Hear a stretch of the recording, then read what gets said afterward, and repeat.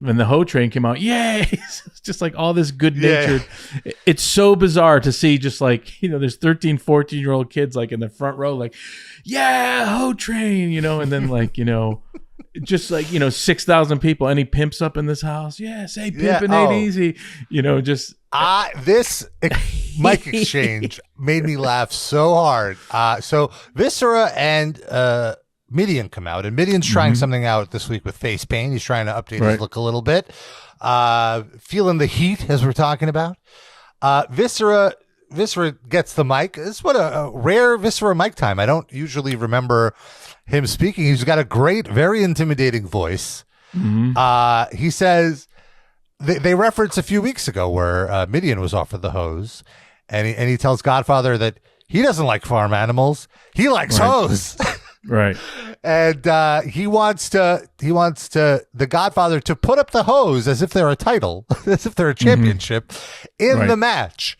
He's like, if I win, I get your hose. And this next line made me laugh so hard. The Godfather goes, "Oh, you mean a winner takes hose match?"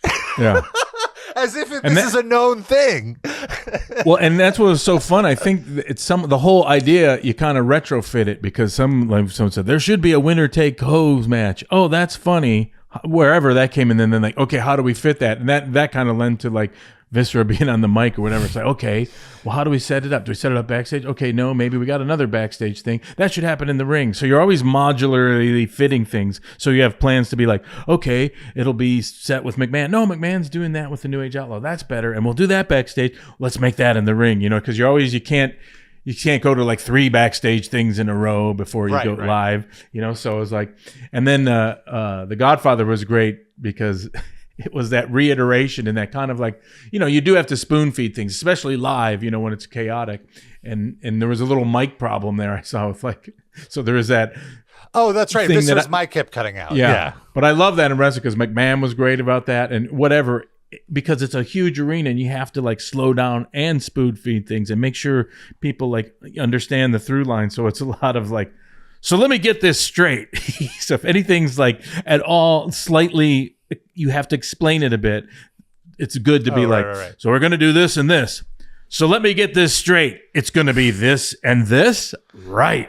Which he did perfectly, and then to deliver that line. So that was a retrofitted thing, like, aha. And then like, and then you figure out, what if he wins? Oh, should he win? Oh, this is a good idea. It's a good way to, have Mark Henry on his path of sexual addiction and jokes and what have you. So. Oh, and I should mention, Viscera said that if he wins, Mark Henry will have 24/7 access to the hose. So we're already doing some light sexual trafficking at the human start. Trafficking. Yeah. Okay, right. Some light human trafficking at the start of Monday Night Raw.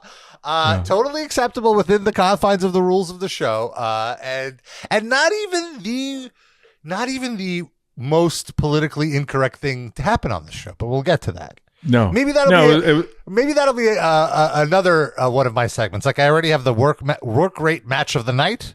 I want the least politically correct segment of the night. Well, yeah, it's hard to beat human trafficking. I say this endearingly, by the way. I'm not saying this like, oh, how could you? Like, it was just the time.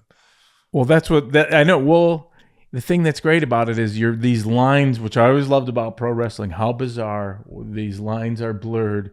And in fact, if someone at the time were to say, well, this is just despicable, I'm like, couldn't agree more. I mean, Viscera is completely reprehensible in his actions, as is Mark Henry. Right. Typically, the reprehensible stuff is being performed by the heels who are supposed to be reprehensible. Of course. And Jim Ross said it. What kind of human being is this? Despicable. Yeah. Oh, right. So, Ross, like if there was an Emmy Award for wrestling announcing, this would be the episode Jim Ross submits because he was at the top of his game here. The bell rings, and in his best Gordon Soley sports announcer voice, ladies and gentlemen, first time ever winner takes hose match here. Yeah. I was dying. Yeah. Like just the legitimacy of this serious contest.